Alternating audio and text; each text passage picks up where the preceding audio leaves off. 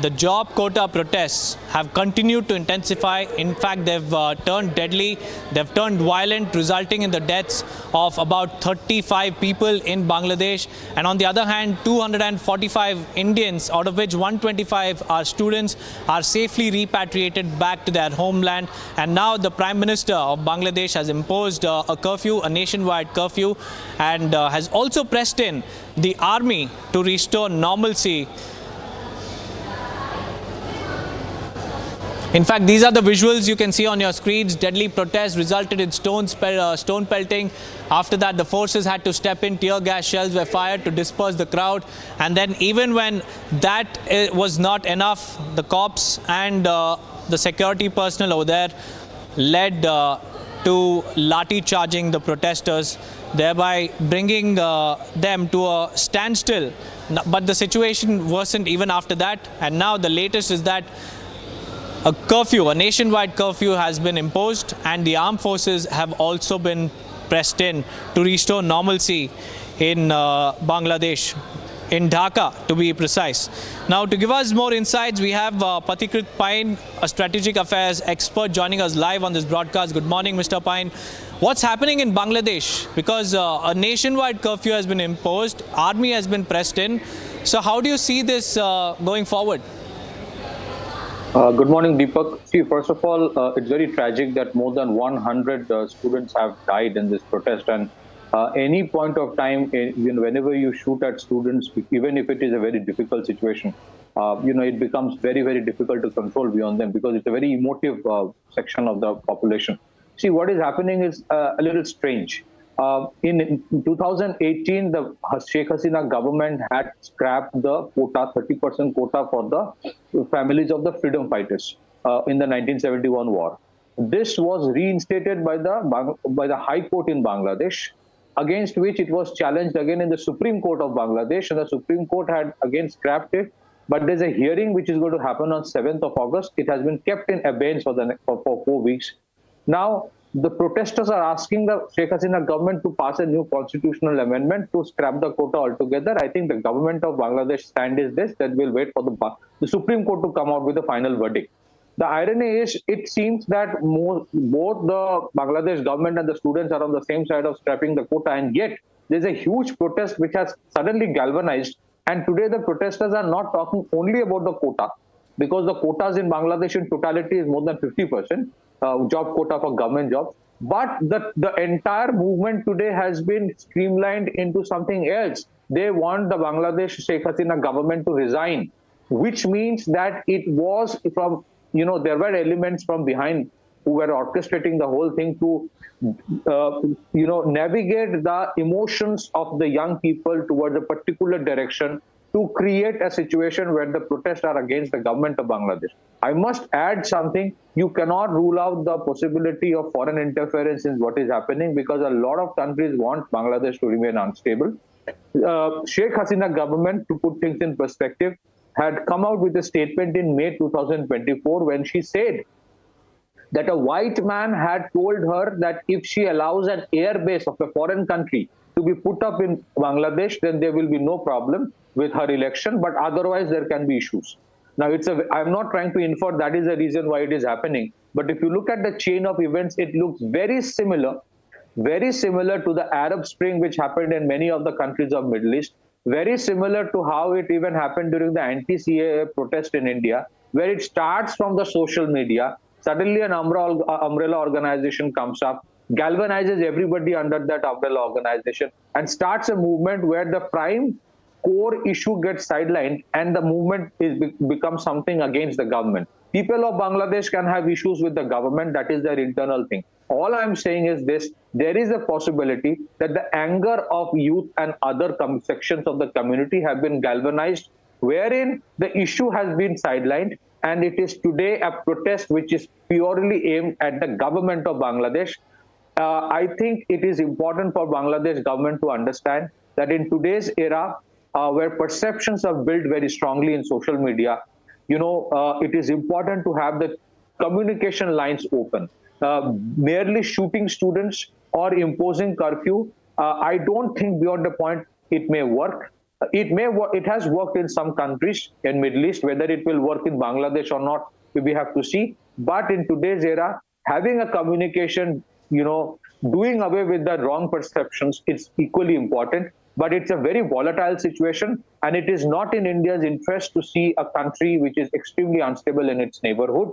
So we also have to be careful, starting from what is happening in US to Bangladesh. Unrest can be created like this. So it has happened in India also, and we have to be very careful to ensure such things do not get repeated again. The possibility remains profound. There are elements who want to see countries like India also, like Bangladesh, become unstable. Back to you, Deepak.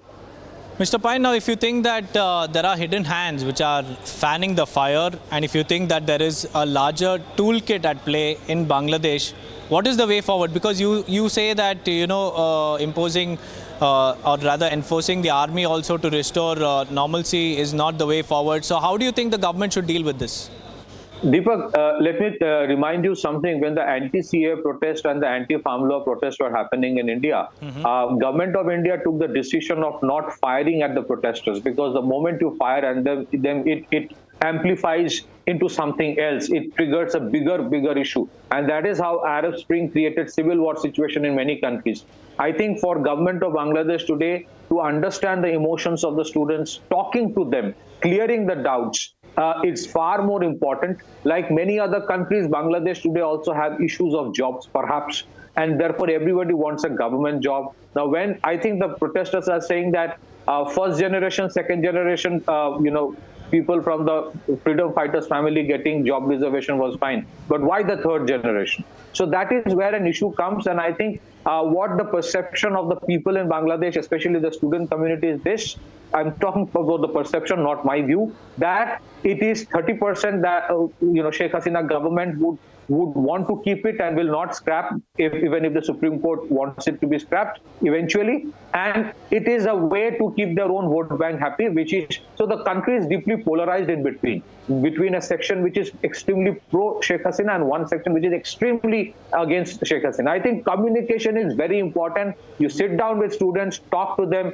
Army cannot solve the issue of student protests like this.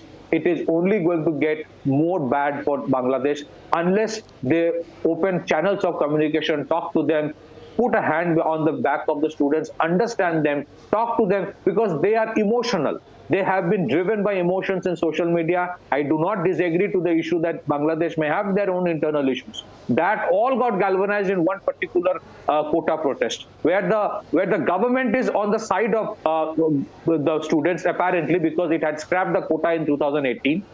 And yet a perception is being created that the government is against the students. So that is where things are happening. Whereas Sheikh Hasina government made a statement, I think the Prime Minister made a statement of Bangladesh, that quota should be not for freedom fighters family, should it be for Razakars? It was extrapolated and an interpretation was created as if the protesters are being termed as Razakar, which perhaps was not. And yet everybody is saying, so everybody is coming and say, how dare you call us Razakar? Razakar is basically a very abusive word, because the Razakars fought for Pakistan during Bangladesh liberation movement of 1971. So communication is very important, because in social media, that communication is getting potentially distorted, and a narrative has been built where people have been pitted against the government of Bangladesh, and government of Bangladesh is using such tactics which probably were effective in the past. In today's era, you need to be a little more cautious while using firepower. That is what I believe. I think government of India has been far better in terms of ensuring that when protests happen, do not use firepower.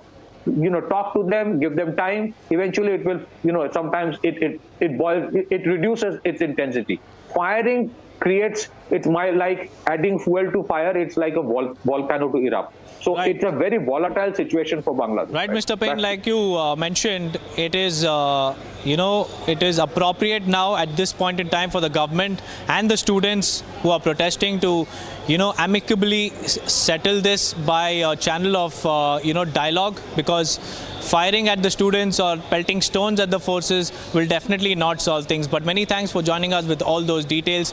Well, viewers, this is what the strategic affairs expert had to, tell, because he also claimed that it's not really wise to take to impose force or exert force on the protesters. It is a wise decision to sit down and have a discussion with the students, hear out their side of the story, and then arrive at an amicable, result at the end of these talks. So now let's give you an overview of what exactly is happening in Bangladesh in this special report.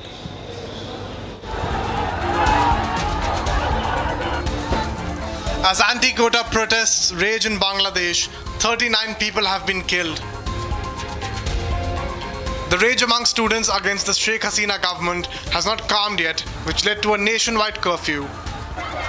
Meanwhile, as many Indians remain stranded in the neighboring country, the Indian High Commission issued an advisory amid the violent tensions. The Indian High Commission advised the Indian community members and students in Bangladesh to avoid travel and minimize movement outside their living premises due to current circumstances. Further, it offered multiple emergency numbers and 24-hour Indian assistance to around 7,000 Indians in Bangladesh as per the High Commission's website. Following this, at least 70 Indian students have been rescued and brought back to India through Meghalaya's Dhaka integrated checkpost along the Meghalaya-Bangladesh border. The protests, which started over demands for reforms in the government job quota system for descendants of the 1971 Bangladesh war, have seen widespread clashes, including attacks on police and the burning of public property. In response to the escalating violence, Bangladeshi authorities have imposed a day-long ban on public rallies in Dhaka. Further, in Dhaka, authorities heightened the security measures in and around the Indian High Commission as violent clashes escalated. Meanwhile, a media center in Bangladesh has been set ablaze by the student protesters.